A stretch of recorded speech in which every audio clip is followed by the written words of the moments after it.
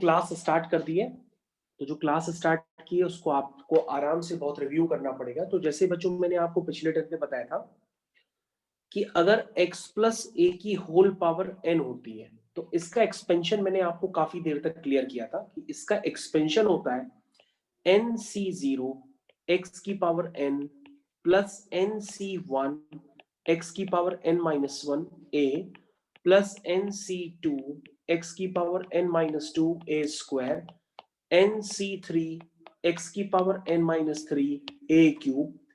ऐसे करते करते बच्चों आपका जो लास्ट टर्म आता है वो आता है ncn a की पावर n।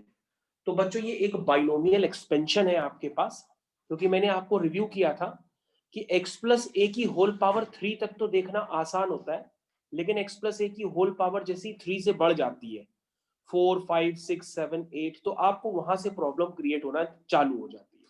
इसलिए बच्चों आपके पास ये बाइनोमियल एक्सपेंशन था जो मैंने आपको बताया था, और मैंने आपको स्पेसिफिकली बताया था कि जो एनसीआर होता है वो होता है factorial n upon factorial n minus R into factorial are.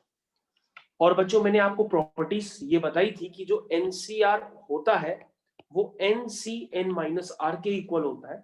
इसके अलावा मैंने आपको रटवाया था कि जो NC0 होता है उसकी वैल्यू 1 होती है, NC1 की वैल्यू n होती है। तो बच्चों ये प्रॉपर्टीज भी मैंने आपको बताई थी कि NCn की वैल्यू 1 होती है।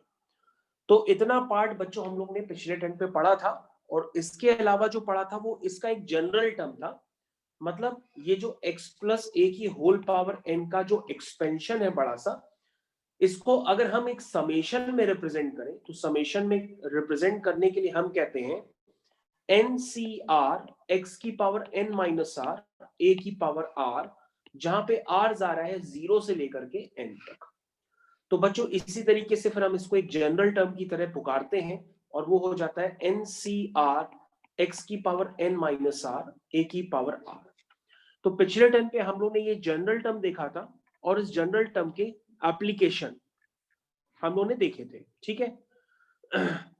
तो इस जनरल टर्म के जो एप्लीकेशंस आप लोग ने देखे थे पिछले टर्म पे, तो वो काफी सारे मैंने आपको बताए थे। अब बच्चों कुछ और बातें भी आपको समझनी होंगी कि इस जनरल टर्म के अलावा इस बाइनोमियल थ्योरम में हम लोग को क्या पढ़ना होता है। तो अब हम लोग आगे कंटिन्यूएशन करते हैं। देखिए, तो बच्चों मैंने आपको बताया था कि अगर x प्लस ए, तो आप लिखिए हमारे साथ, हम भी लिख रहे हैं, x प्लस ए की होल पावर अगर 3 होती है तो उसमें टोटल नंबर ऑफ टर्म्स कितने होते हैं? टोटल नंबर ऑफ टर्म्स होते हैं बच्चों उसमें 4। ये तो मैंने आपको बताया था, इसमें टोटल नंबर ऑफ टर्म्स होते हैं 4। और अगर x प्लस ए की होल पावर 4 होती है तो उसमें टोटल नंबर ऑफ टर्म्स 5 होते हैं। टोटल नंबर ऑफ टर्म्स 5 होते हैं, यानी हमेशा जो नंबर ऑफ टर्म्स होते हैं वो पावर से एक ज्यादा होते हैं। ये मैंने आपको बहुत क्लियर कट बताया था। यानी अगर पावर n होगी तो total number of terms n+1 होगी। ये इसका जनरल मतलब हुआ। अब बच्चों यहां पर कुछ बातें ये आती हैं, जैसे अगर x प्लस ए की होल पावर n में अगर n इवन है तो टोटल नंबर ऑफ टर्म्स क्या होंगे? ऑड हो जाएंगे, क्योंकि वो n+1 होंगे। अगर n इवन है तो n+1 क्या होगा? ऑड होगा। तो बच्चों इस दशा में जब total number of terms odd होंगे तो उसमें जो मिडिल टर्म होगा वो क्या होगा? वो सिर्फ और सिर्फ एक ही टर्म होगा।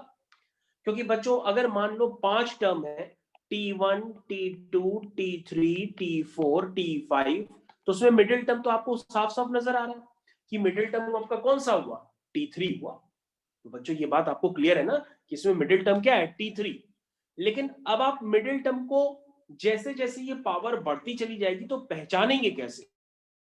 उसको पहचानने के लिए बच्चों हम लोग यहाँ पे कुछ बातें लिख लेते हैं, जिससे ये बातें हम लोग को याद हो जाती है। क्या बातें लिखते हैं? हम लिखते हैं कि अगर, यहां पे लिख लीजिए हमारे साथ, since the binomial expansion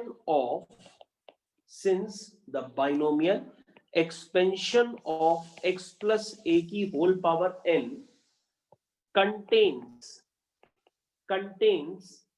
n+1 terms। इसमें कितने टर्म्स होते हैं? n+1 टर्म्स होते हैं।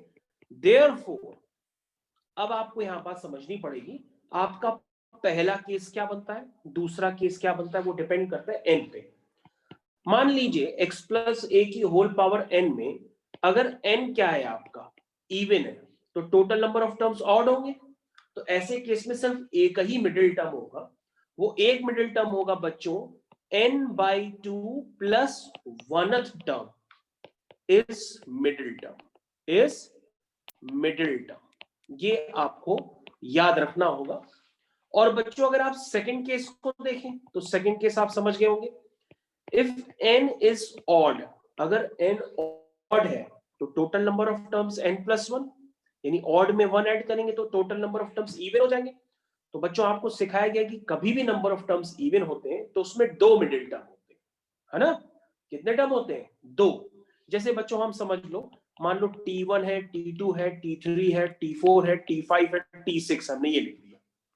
तो बच्चों इसमें हम T3 को भी मिडिल टर्म नहीं कहते हैं, न ही T4 को मिडिल टर्म कहते हैं, बल्कि बच्चों हम T3 और T4 इन दोनों को ही मिडिल टर्म कहते हैं।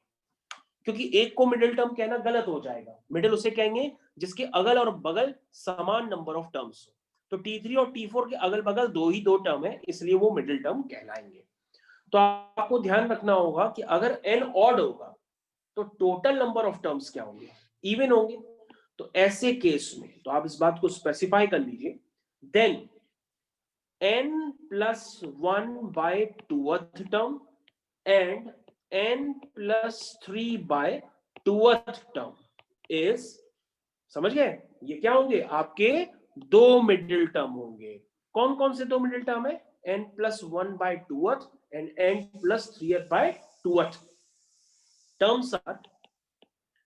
terms are 2 middle terms, 2 middle terms। तो बच्चों आपको याद रखना होगा, ऐसे केस में ये दोनों टर्म्स क्या होंगे? 2 मिडिल टर्म कहलाएंगे। तो बच्चों ये बात आपको समझ में आनी चाहिए, और इनके क्वेश्चंस कैसे किए जाएंगे वो भी मैं आपको समझाऊंगा। लेकिन पहले आप इस कंसेप्ट को समझने की कोशिश करिए कि मिडिल टर्म का कंसेप्ट क्या होता है। तो क्वेश्चन काफी आसान होते हैं, बस आपको भाषा समझ में आनी चाहिए। जैसे हम आपके सामने एक क्वेश्चन कर रहे हैं, उसको ध्यान से देखिए। तो बच्चों आपके सामने अभी एक क्वेश्चन कर रहे हैं, उसको आप ध्यान से देखिए तो समझ में आएगा। क्वेश्चन है बच्चों, लिखा है question, find the middle term, find the middle term in expansion of, तो बच्चों एक्सपेंशन है 2/3x² minus 3/2x whole power 20। तो बच्चों आप ध्यान से देख लीजिए, इसके एक्सपेंशन में आपको क्या निकालना है? आपको मिडिल टर्म निकालना है इसके एक्सपेंशन में, ठीक है। कैसे निकालेंगे वो समझिए। तो क्वेश्चन बच्चों आपके सामने, find the middle term in expansion of 2/3x² minus 3/2x। तो बच्चों इसमें मिडिल टर्म निकालने के लिए आपको क्या स्ट्रेटेजी लगानी पड़ेगी? आप कहोगे कि सर इसमें total number of terms odd होंगे। क्या होंगे? ऑड होंगे, क्योंकि n इवन है। n अगर आपका इवन है तो मैंने आपको बताया था इसमें total number of terms odd हो जाएंगे, तो उसमें सिर्फ एक ही मिडिल टर्म होगा। तो एक मिडिल टर्म कौन सा बताया था हमने बताया था n/2 plus 1th term is middle term. तो ये बच्चों कौन सा टर्म हुआ? ये हुआ 20/2 plus 1th term. That means बच्चों कौन सा टर्म हुआ? 11th term is middle term. तो बच्चों ये आपका जो 11th टर्म है वो इस एक्सप्रेशन क्या है? वो आपका एक मिडिल टर्म है। समझ में आ गया होगा। अब बच्चों इस एक्सप्रेशन का मिडिल टर्म हम निकालेंगे कैसे? तो देखिए, तो बच्चों सबसे पहले हम इसको x प्लस ए की होल पावर n से कंपेयर करेंगे तो आपको पूरी बात समझ में आ जाएगी, क्योंकि हम लोग किसके स्टैंडर्ड जानते हैं? x प्लस ए की होल पावर n का जो जनरल टर्म होता है वो होता है tr+1 is equal to ncr x की power n minus r a की पावर r। तो बच्चों आपको अब ध्यान से देखिए, आपका एक्सपेंशन क्या है? ये है 2/3x², तो बच्चों ये x हो गया, प्लस a की जगह बच्चों है -3/2x होल पावर n।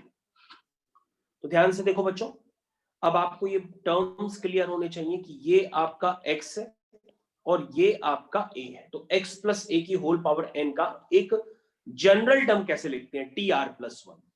और बच्चों tr+1 में हम r की जगह क्या डालें ताकि वो 11th टर्म बन जाए? तो तुम कहोगे सर r की जगह 10 डालेंगे तो ऑटोमेटिक वो 11th टर्म बन जाएगा, क्योंकि वो 0 से चालू होता है।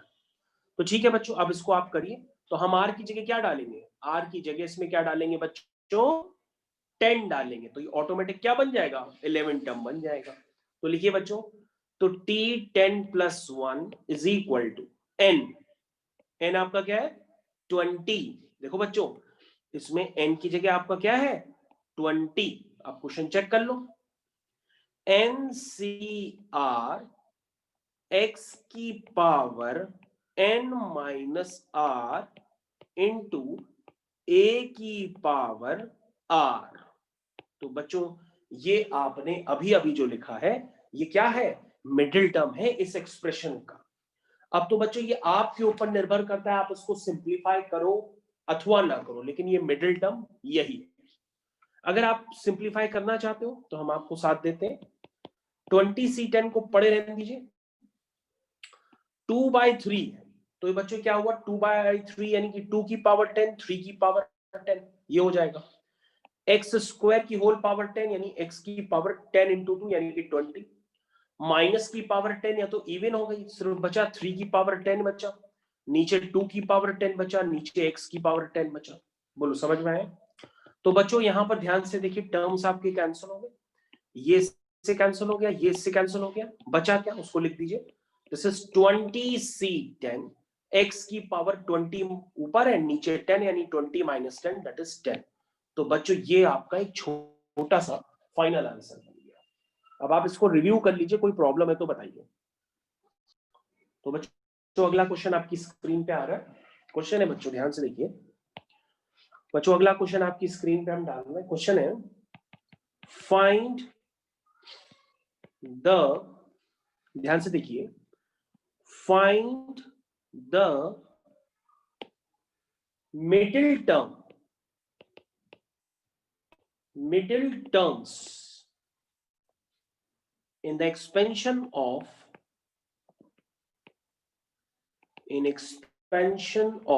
बच्चों एक्सपेंशन है आपका 3x माइनस x³ अपॉन 6 की होल पावर 7। इसके एक्सपेंशन बच्चों आपको जो है मिडिल टर्म्स निकालते हैं। अब मैंने बच्चों यहाँ पे अगर टर्म्स लिखा है तो आप समझ जाइएगा कि यहाँ पे दो ही टर्म होंगे 100%, क्योंकि बच्चों यहाँ पर n क्या है, n आपका ऑड है, तो टोटल नंबर ऑफ टर्म्स आपके इवन हो जाएंगे, क्योंकि वो 7 + 1 दैट मींस 8 इवन टर्म्स हो जाएंगे। तो बच्चों इवन टर्म्स के केस में मैंने आपको बताया था कि दो मिडिल टर्म होते हैं, एक होता है n+1/2th टर्म और दूसरा बताया था n+3/2th टर्म। क्या बताया था, n+3/2th टर्म, ये दो मिडिल टर्म होते हैं। तो बच्चों n की वैल्यू आप डाल दीजिए तो आपको पता पड़ जाएंगे। तो मिडिल टर्म्स आर कौन कौन से होंगे बच्चों, 7 + 1/2 यानी 8/2 यानी कि 4th टर्म, और कौन सा हुआ 7 + 3/2 यानी कि 10/2 यानी कि 5th टर्म। तो बच्चों ये आपके 4th और 5th टर्म इस एक्सप्रेशन में मिडिल टर्म होंगे। अब लिखना काफी आसान है, आप भी लिख सकते हो। देखो ये बच्चों हो गया x + a, क्योंकि आप जो स्टैंडर्ड जानते हैं वो x + a के हिसाब से जानते हैं, तो आपने इसको इसी फॉर्म में लिख दिया। तो बच्चों आपको चौथा टर्म कब बनेगा, तो चौथा टर्म आप कहोगे सर तब बनेगा जब r की वैल्यू 3 होगी। तो tr+1 यानी t3+1 t4 तो टर्म बन गया।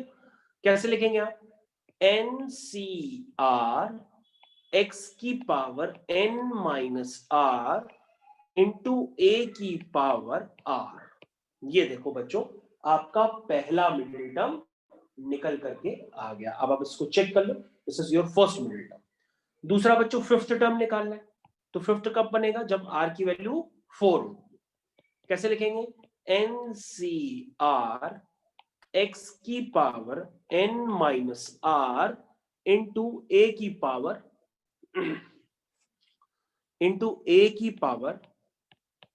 r आपका क्या है बच्चों? 4। तो बच्चों आपके दोनों के दोनों मिडिल टर्म्स मैंने आपको लिख दिए हैं। ये दोनों ही बच्चों आपके आंसर हैं। इनका मन है आपको आप सिंप्लीफाई करें या ना करें, लेकिन आंसर आपकी ये दोनों है। ठीक है, अगर आप बच्चों उसको सिंप्लीफाई और करना चाहते हैं तो आप इसको कर लीजिए। जो सिंप्लीफाई करने पर आपके आंसर आएंगे वो मैं आपको फाइनली लिख के दे देता हूं, तो वो आप समझ जाएंगे। तो बच्चों जो आपका फोर्थ टर्म आएगा यानी 3+1 वाला, वो आएगा माइनस का 105 x की पावर 13/8। और जो बच्चों आपका फिफ्थ टर्म आएगा वो आएगा 35 x की पावर 15 होल डिवाइडेड बाय 48। ये बच्चों आपका आंसर निकल करके आएगा। अब आप इसको रिव्यू कर लीजिए। तो बच्चों अगले क्वेश्चन के लिए अब आप रेडी हो जाइए। अगला क्वेश्चन आपकी स्क्रीन पे आ रहा है। क्वेश्चन है बच्चों, find the fourth term, find the fourth term from the end. देखिए क्या लिखा है, find the fourth term from the end in expansion. और बच्चों आपको एक्सपेंशन दिया हुआ है 3/x² minus x³ whole power 7। देखो बच्चों क्या दिया है, इसके एक्सपेंशन में आपको फोर्थ टर्म निकालना तो है, लेकिन आगे से नहीं निकालना है, पीछे से निकालना है। अब बच्चों कई लोग तो इसमें ऑब्जर्वेशन से समझ जाते हैं कि इसमें टोटल नंबर ऑफ टर्म्स कितने होंगे? 8 होंगे, यानी कि T1 T2 T3 T4 T5 T6 T7 T8। लेकिन बच्चों अगर आपसे पूछा जाता आगे से चौथा टर्म बताओ तो वो तो आप बता लेते, लेकिन बच्चों आपसे आगे से चौथा टर्म नहीं पूछा गया है, आपसे पीछे से चौथा टर्म पूछा गया है। तो बच्चों पीछे से कौन सा चौथा टर्म हुआ? ये वाला हुआ। यानी आपको क्या निकालना है? T5 निकालना है, वही आपका आंसर है, क्योंकि T5 ही पीछे से क्या है आपका? चौथा टर्म है। तो आप कहोगे सर अभी तो नंबर ऑफ टर्म्स कम है, लेकिन नंबर ऑफ टर्म्स ज्यादा होंगे तो कैसे सोचेंगे? तो इसके लिए बच्चों क्या होता है, एक आपको एक्सप्रेशन याद रखना होगा कि पीछे से कभी भी कोई टर्म निकालना हो, चौथा निकालना हो, 10वां निकालना हो, 15वां निकालना हो, कोई, उसके लिए जनरल फॉर्मूला होता है, वो होता है the nth term from the and. ऐसे समझ लीजिए, मैं इसके लिए ही बात कर लेता हूं। मान लीजिए जनरल फॉर्मूला होता है पीछे से n minus R plus 1th term.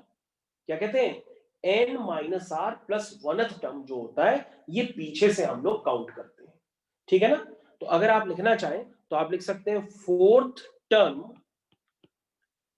From the end, fourth term from the end is n minus R. n क्या है? 7। कौन सा? Fourth term. तो n minus R plus 1th term. समझे कि नहीं? Fourth term from the end, that means इसका क्या मतलब हुआ? n minus R plus 1th term from the beginning, from the beginning. तो बच्चों ये एक फॉर्मूले की तरह है, आप इसको अगर याद रख पाए तो काफी अच्छी बात है कि आगे से अगर आपसे पूछा जा रहा है चौथा टर्म तो वो पीछे से कौन सा होगा? वो होगा n minus R plus 1th term. और बच्चों अगर आप इसको सिंप्लीफाई करेंगे तो ये आपको समझ में आ जाएगा कि ये क्या आ रहा है। लेकिन इसमें आपको कुछ बातें और याद रखनी होंगी, वो अब जरा ध्यान दीजिएगा। यहां पे बच्चों ये जो n होता है, यानी जो आपने 7 लिखा है, इस n की जगह वो ये वाला n नहीं होता है जो आपको दिखाई दे रहा है 7। यहां पे जो n होता है वो डिस्क्राइब करता है टोटल नंबर ऑफ टर्म्स।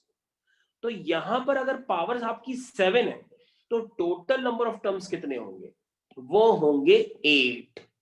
तो बच्चों आपको ये याद रखना है कि आप फॉर्मूला लगाते तो है, लेकिन n माइनस आर प्लस 1 वाले में जो n होता है वो टोटल नंबर ऑफ टर्म्स होता है। अब आप चेक कर लो, 8 + 1 कितना हुआ 9, 9 - 4 क्या हुआ 5, यानी fifth term from the beginning. तो बच्चों आपके पास इस तरह के क्वेश्चन कभी भी आए तो हर बुक में फॉर्मूला लिखा रहता है n - r + 1th term from the beginning से। लेकिन बच्चों उस बिगिनिंग का मतलब ये हुआ कि उसमें जो n आपको लिखा होगा वो रिप्रेजेंट करता है टोटल नंबर ऑफ टर्म्स को।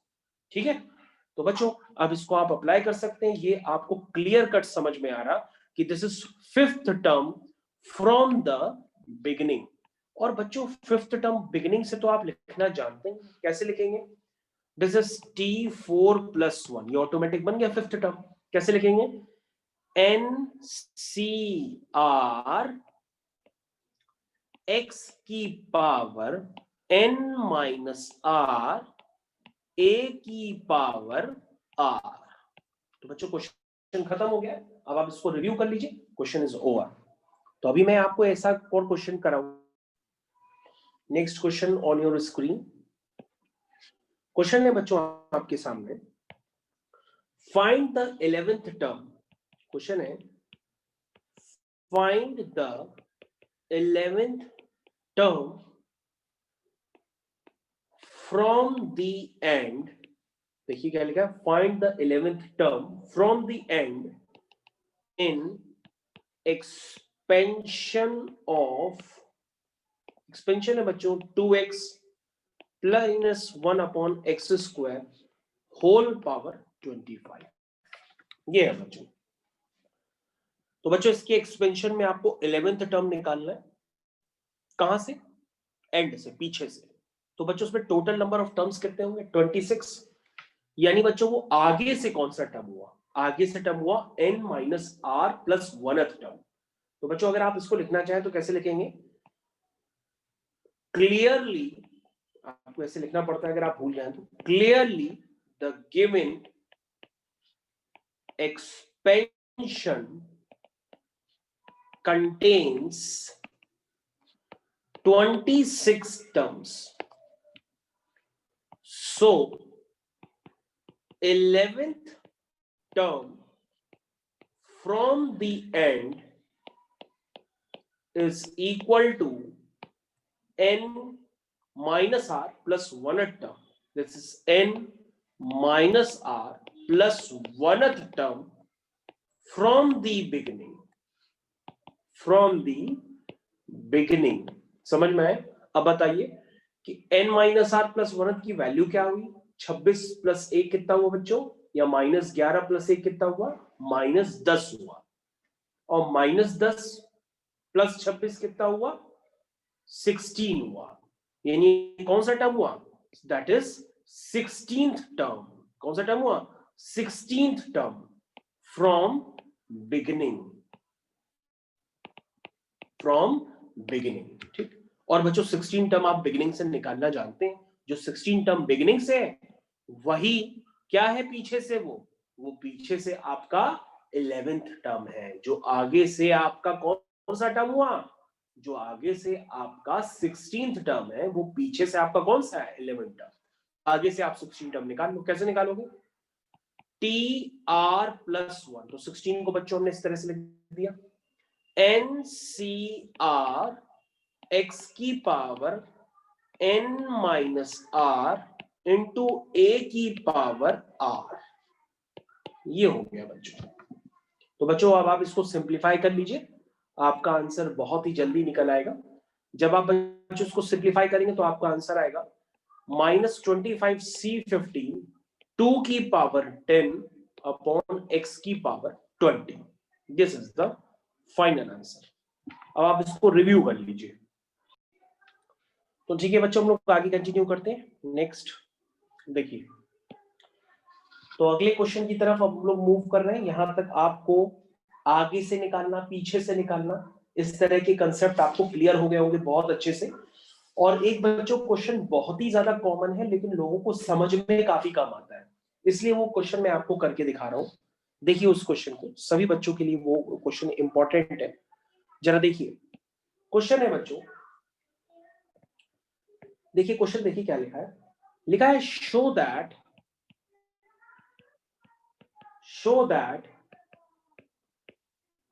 the middle term in expansion of 1 plus x की whole power 2n is 1, 3, 5, 2n minus 1 whole divided by factorial n into 2 की पावर n into x की पावर n। देखो बच्चों question क्या लिखा हुआ है, show that the middle term in the expansion of 1 plus x की whole power 2n is, ये लिखा हुआ है। तो बच्चों ये प्रूफ करना है। ये प्रूविंग कई बच्चे कर नहीं पाते हैं और आखिरी में क्वेश्चन छोड़ देते हैं, इसलिए आप इस प्रूविंग को ध्यान से समझिए। बच्चों पहले यहां पर देखिए कि जो आपके पास एक्सपेंशन है वो किसका है, वो है 1 प्लस एक्स की पावर 2n का एक्सपेंशन, ठीक है। और बच्चों n तो कोई भी एक नंबर हो सकता है, जैसे 1 2 3 4 कोई भी हो सकता है, लेकिन बच्चों n कुछ भी हो, लेकिन अगर हम उसमें 2 मल्टीप्लाई करेंगे तो 100% 2n क्या होगा, वो इवन होगा। जैसे आपने n1 लिया तो 2 into 1 2 हो गया, 2 लिया तो 2 into 2 4 हो गया, इवन है कि नहीं। तो आपको समझ में आना चाहिए कि इसके एक्सपेंशन में कौन से टर्म्स है, ऑड टर्म्स होंगे। कितने टर्म्स होंगे इसके एक्सपेंशन में, ऑड टर्म्स होंगे, क्योंकि 2n खुद क्या है, 2n खुद एक इवन नंबर है, तो टोटल नंबर ऑफ टर्म्स क्या होंगे, ऑड होंगे।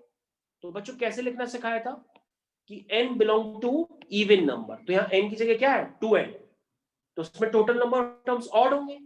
तो उसमें मिडिल टर्म कौन सा होगा, मिडिल टर्म होता है n by 2 plus 1th term is middle term. बस बच्चों डिफरेंस ये है कि यहाँ पे n की जगह 2n लिखा है, ठीक है। इसका मतलब बच्चों कौन सा मिडिल टर्म हुआ, ये सिंप्लीफाई करते हैं, ये हुआ n plus 1th term is middle term. कौन सा हुआ, n plus 1th term is middle term, यही तो हुआ।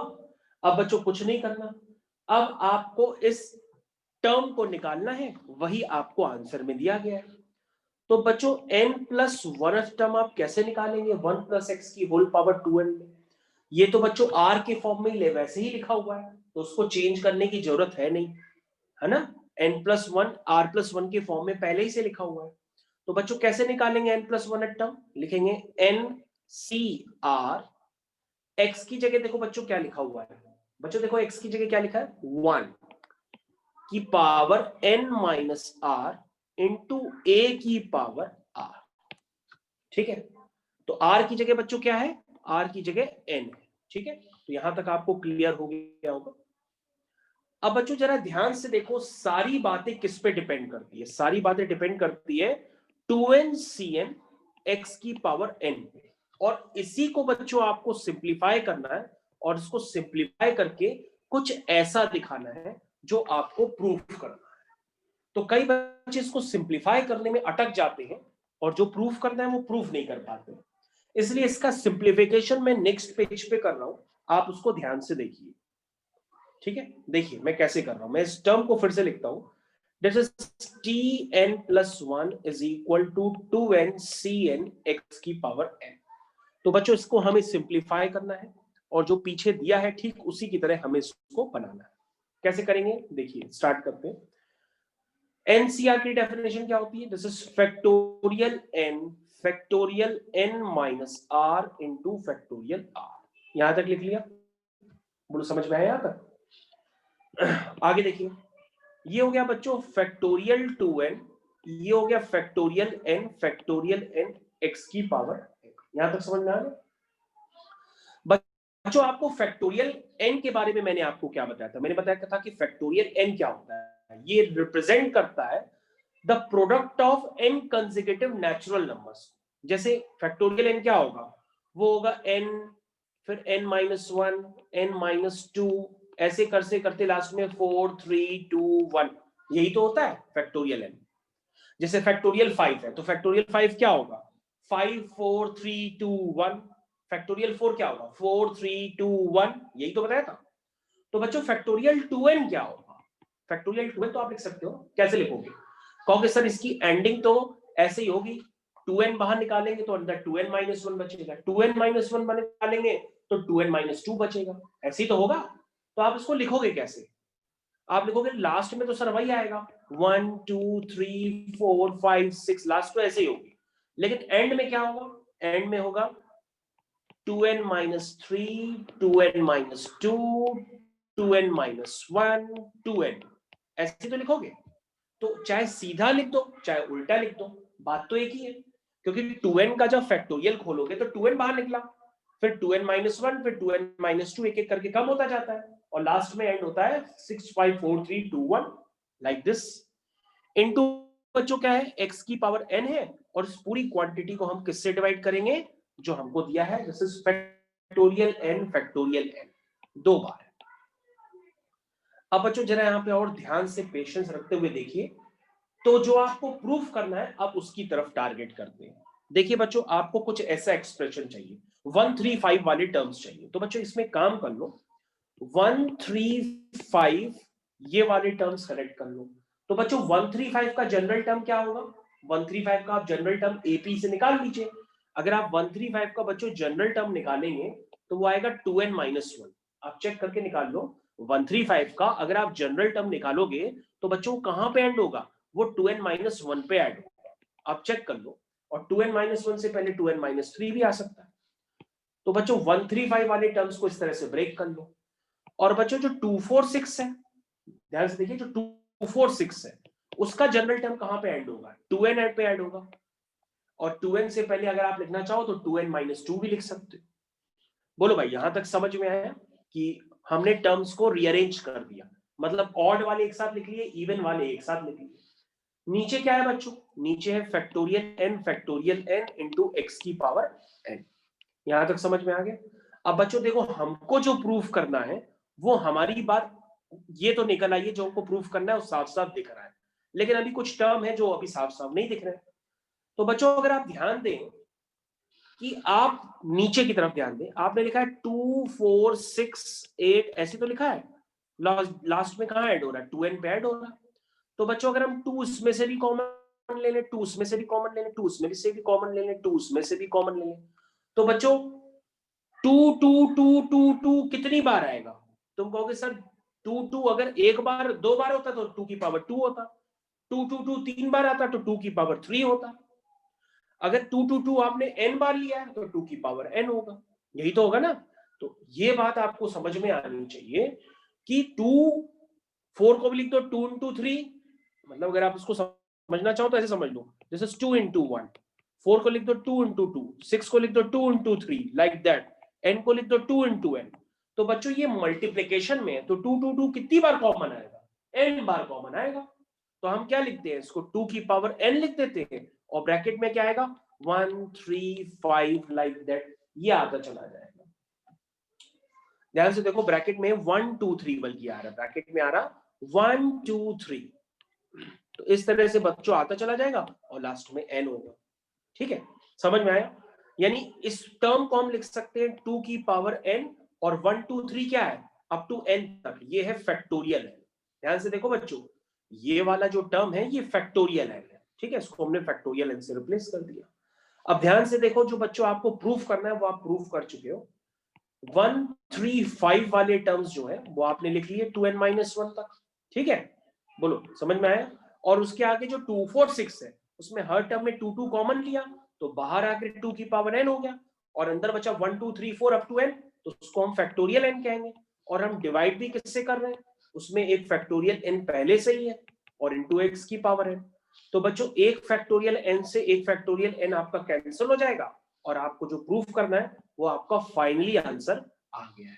तो आपका फाइनल आंसर आ गया बच्चों 135 2n माइनस 1 ब्रैकेट 2 की पावर n x की power n whole divide by factorial n।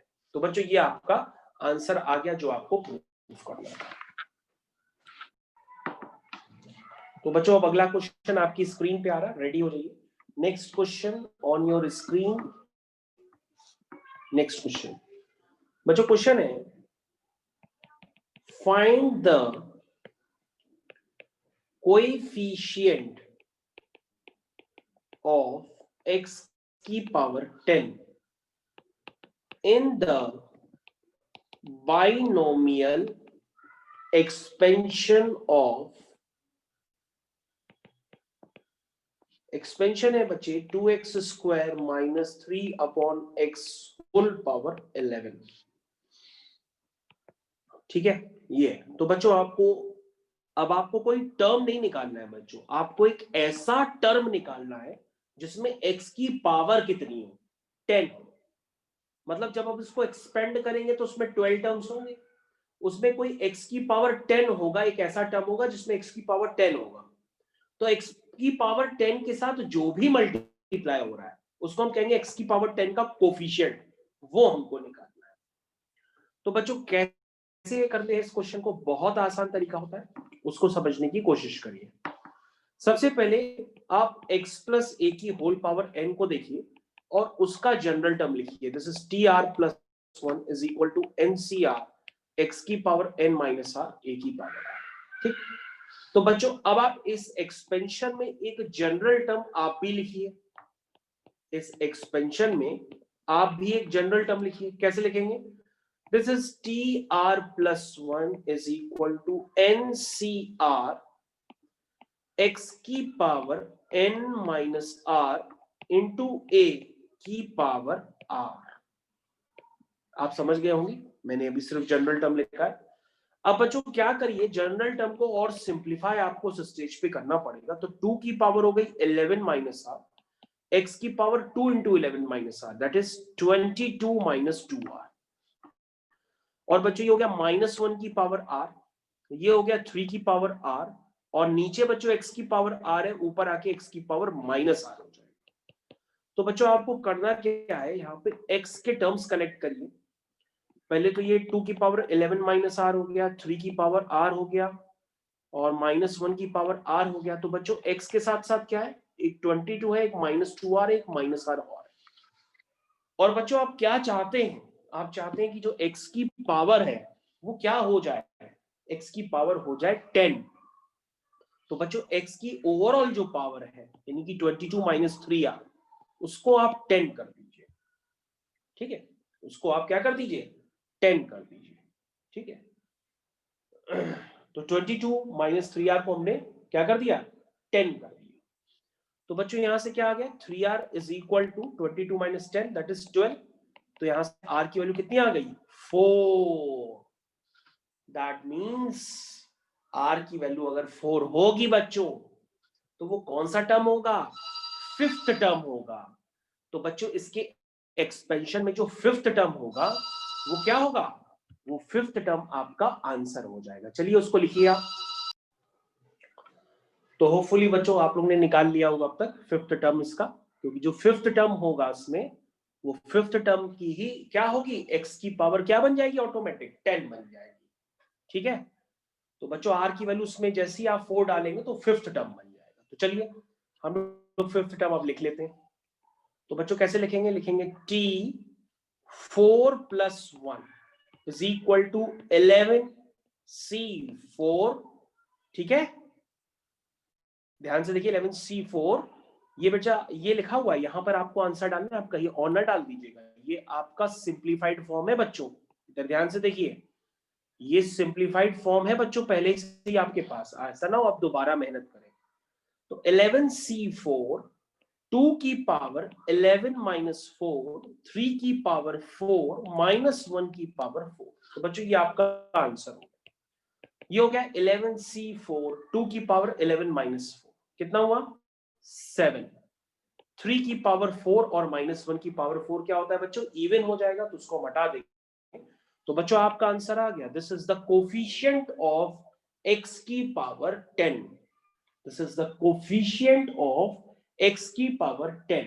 इसको आप सिंप्लीफाई करें या ना करें, ये आपका मन है। अब आप क्वेश्चन को एक बार रिव्यू कर लीजिए और देखिए आपने किया कैसे। तो बच्चों अगला क्वेश्चन आपकी स्क्रीन पे आ गया, दिस इज क्वेश्चन बच्चों अगला हम आपकी स्क्रीन पे लिखने जा रहे हैं, ध्यान से देखिए, फ्लैश कर रहे हैं। Find the coefficient of find the coefficients of x की पावर 32 and x की power -17 in expansion of x की पावर 4 minus 1 upon x की पावर 3 होल पावर 50। तो बच्चों इसके एक्सपेंशन में आपको ये कोफिशिएंट्स निकालने x की पावर 32 और x की पावर -17। ठीक है, इसको करना स्टार्ट करते हैं बच्चों लोग। कैसे करेंगे? सबसे पहले जो बच्चों तरीका बताया उसको आप यूज करेंगे। आप लिखेंगे x की पावर 4 प्लस माइनस x की पावर 3 होल पावर 50। इसको इस तरह से लिख लीजिए, x प्लस a की होल पावर n के फॉर्म में। लिखने के बाद आप इसका एक जनरल टर्म लिखिए, this is tr plus 1 is equal to ncr x की power n minus r into a की पावर r। ये हो गया बच्चों इसका एक जनरल टर्म। देख लीजिए NCR x की power n minus r a की पावर r। तो बच्चों ये क्या हो गया? ये हो गया 15CR x की पावर 15 4 जा 60 माइनस 4r। ये हो गया -1 की पावर r x की पावर -3r। ये हो गया बच्चों। तो बच्चों आपको करना क्या है, इसमें x की ओवरऑल पावर बनानी है कुछ, तो x के टर्म्स आप कलेक्ट कर लीजिए। तो वो है 60 माइनस 4r और -3r, ये कलेक्ट होगा। तो एक बार बच्चों x की पावर 32 का चाहिए और एक बार x की पावर -17 का चाहिए। तो एक बार बच्चों जो पावर है आपकी 60 माइनस 7r, उसको एक बार आप 32 के इक्वल कर लीजिए। ठीक है, और एक बार जो आपकी पावर है 60 माइनस 7r, उसको जो है एक बार आप -17 के इक्वल कर लीजिए। जैसे ही बच्चों करेंगे तो आपके पास दो r की वैल्यूज निकल के आएंगी, इसलिए आपको दो टर्म्स निकालने पड़ेंगे।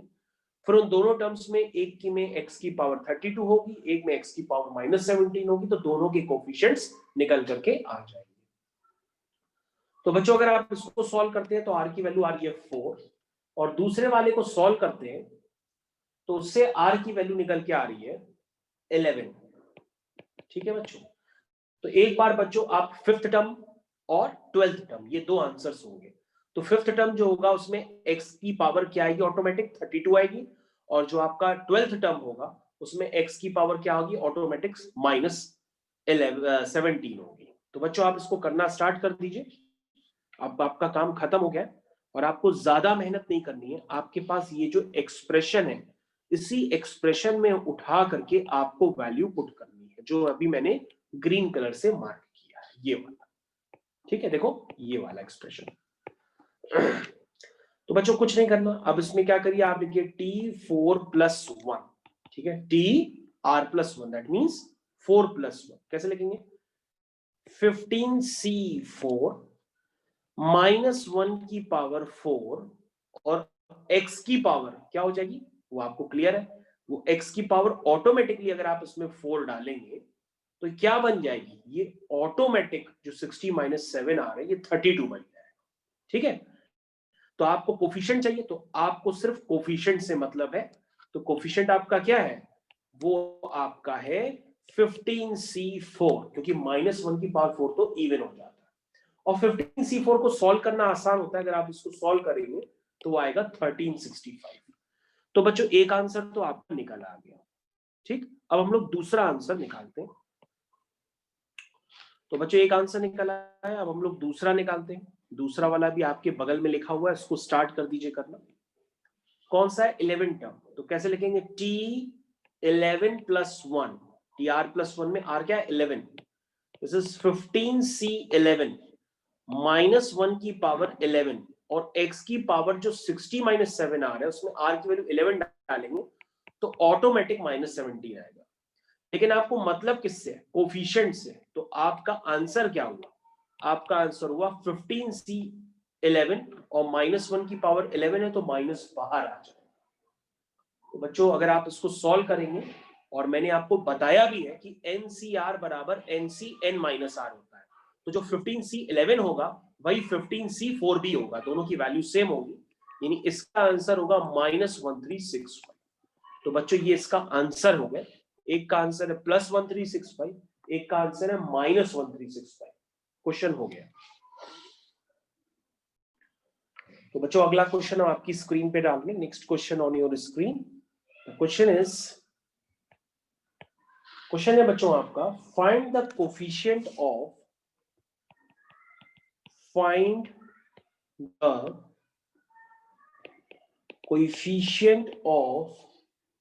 x की पावर 6 y की power 3 in expansion of x plus 2y whole power 9। तो बच्चों आपके पास एक एक्सपेंशन है, इसके एक्सपेंशन में x की पावर 6 और y की पावर 3 का कोफिशिएंट चाहिए। तो बच्चों कुछ हाई फाई नहीं है, बिल्कुल क्वेश्चन आराम से हो जाएगा। आपको करना कुछ नहीं है, सिर्फ एक छोटा सा काम ये करना है कि सबसे पहले आप x प्लस a की होल पावर n का एक्सपेंशन जो होता है उसी की तरह सोचिए। तो आपका यहाँ पे क्वेश्चन क्या बन जाएगा, आप x की जगह x ही है और a की जगह आपका 2y ये है। अब आप इसका जनरल टर्म लिखिए, कैसे लिखेंगे, NCR x की power n minus r a की पावर r। तो बच्चों ये इसका जनरल टर्म हो गया। ठीक, इसको सिंप्लीफाई करिए तो ये हो गया 9CR x की पावर n माइनस r 2 की पावर r y की पावर r। और बच्चों अगर आप ध्यान से देखेंगे तो आपको यहाँ पे क्लियर कट नजर आ रहा होगा कि आपको x की पावर 6, ध्यान दीजिए, आपको x की पावर 6 और y की पावर 3 चाहिए। तो वो कब बनेगा, अब चेक कर लो। जैसे x की पावर क्या चाहिए, 6 चाहिए, तो उसको 6 कर दो, तो r क्या आएगा, r क्या आएगा, 3 आएगा। तो बच्चों अगर आप r3 डालेंगे इसमें, अब चेक कर लो, जैसे ही बच्चों इसमें r3 पड़ेगा तो y की पावर 3 ऑटोमेटिक हो जाएगी और x की पावर 6 ऑटोमेटिक हो जाएगी। यानी कि r की पावर 3 पढ़ते ही आपका काम तुरंत हो जाएगा। इसका मतलब आपका r की वैल्यू जब 3 होगी तो ये बन जाएगा t3 + 1 = 9c3 x की पावर 9 माइनस 3 2 की पावर 3 और यह बन जाएगा y की पावर 3, ये बन जाएगा। अब बच्चों आपको कोफिशिएंट से मतलब है, किसका कोफिशिएंट, x और y के कोफिशिएंट से। तो आप उसको सेपरेट कर लीजिए तो हो गया x की पावर 6 y की पावर 3। तो बच्चों आपका जो आंसर है वो कोफिशिएंट है, दिस इज 9c3 2 की पावर 3। इसको अगर आप सिंप्लीफाई करना चाहें तो कर सकते हैं। 9c3 2 की पावर 3 को, उसको जब आप सिंप्लीफाई करेंगे तो ये वैल्यू आएगी 672। ये वैल्यू बच्चों आएगी 672। सबसे पहले अब हेडिंग लिखिए होमवर्क। होमवर्क क्या है आपके पास बच्चों, ये 2 क्वेश्चंस लिख रहा हूं, ये तो आपको करना ही है। बाकी आप एनसीईआरटी आरडी शर्मा लगा रहे होंगे तो वो आपसे 100% हो जाएगी। चलिए क्वेश्चन है बच्चों, फाइंड द, ध्यान से देखिए, find the coefficient of x की power 7 in ax square plus 1 upon bx की होल पावर 11 एंड x की power -7 in ax minus 1 upon bx square की होल पावर 11। तो बच्चों x की पावर 7 का कोफिशिएंट पहले वाले एक्सपेंशन में चाहिए और दूसरे वाले एक्सपेंशन में x की पावर -7 का कोफिशिएंट चाहिए। एंड इसमें एक और क्वेश्चन भी जोड़ लो, and find the relation between A and B so that these coefficients are equal, so that these coefficients are equal। तो बच्चों मैंने इसमें 3 क्वेश्चन बना दिए, ठीक है। तो मैं तीनों क्वेश्चंस के आपको आंसर्स भी लिख देता हूं, ठीक है। तो सबसे पहले जो आंसर आएगा, आंसर 1 वो आएगा 11c5 a की पावर 6 b की पावर -5। और उसके बाद बच्चों जो दूसरा कोफिशिएंट आप निकालेंगे x की पावर -7 का, उसका बच्चों आंसर आएगा 11c6 a की पावर 5, b की पावर -6, a की पावर 5, b की पावर -6 और -1 की पावर 6, ये आएगा। ठीक है, और उसके बाद जब बच्चों आप इनके कोफिशिएंट्स यानी x की पावर 7 का और x की पावर -7 के कोफिशिएंट्स जब जो आपने निकाले, अगर आप इनको इक्वल करेंगे तो इक्वल करने पे जो आपका रिलेशन आएगा यानी थर्ड पार्ट a और b में जो रिलेशन आएगा वो आएगा ab इज इक्वल टू 1। तो मैंने बच्चों आपको आंसर्स भी दे दिए और क्वेश्चन आपके सामने लिखा भी है, तो इसको हम लोग नेक्स्ट टर्न पे डिस्कस करेंगे और साथ में अभी हम आपको एक और क्वेश्चन देंगे, वो भी हम लोग नेक्स्ट टर्न पे डिस्कस करेंगे। तो बच्चों अगला क्वेश्चन जो मैं दे रहा हूं वो भी हम लोग नेक्स्ट टर्न पे डिस्कस करेंगे। क्वेश्चन मैं आपको देने जा रहा हूं। क्वेश्चन है बच्चों आपका, find the coefficient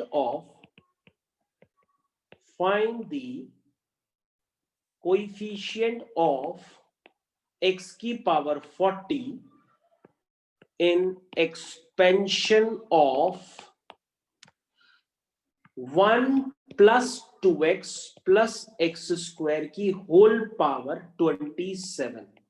ध्यान दीजिए, होल पावर 27 लिखी है मैंने, 27।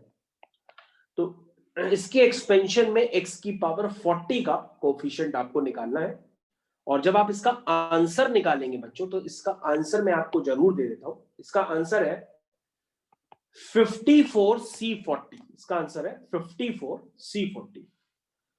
और बच्चों अगर आप चाहें तो मैं आपको एक क्वेश्चन और भी दे सकता हूं, एक क्वेश्चन और लिख लीजिए आप लोग, वो भी कर लीजिएगा।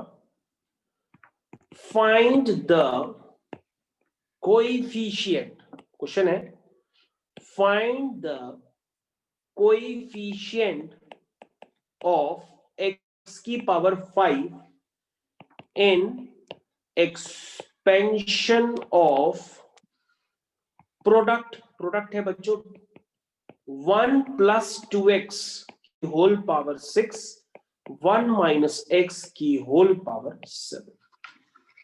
तो बच्चों इन दो प्रोडक्ट्स का जब मल्टीप्लाई होकर के एक बड़ा सा एक्सपेंशन बनेगा, उस एक्सपेंशन में आपको x की पावर 5 का कोफिशिएंट चाहिए, ये काम है आपके पास। तो बच्चों ये आपका होमवर्क हो गया। जो पीछे वाला क्वेश्चन है वो भी होमवर्क है, आगे वाला क्वेश्चन वो भी आपका होमवर्क है। इसका मैं आंसर आपको जरूर बता देता हूं, तीसरे क्वेश्चन का भी। इसका जब बच्चों बड़ा सा एक्सपेंशन करेंगे दोनों को मल्टीप्लाई करने के बाद, उसमें x की पावर 5 का कोफिशिएंट जब आप निकालेंगे तो वो आएगा 171। ठीक है, तो ये आपके पास होमवर्क भी हो गया और आपके पास एनसीईआरटी भी, आर डी शर्मा भी है, वो भी करना है आपको। तो जितना आप कर पाए उसको पॉजिटिवली करिए। इसको नोट कर लीजिए।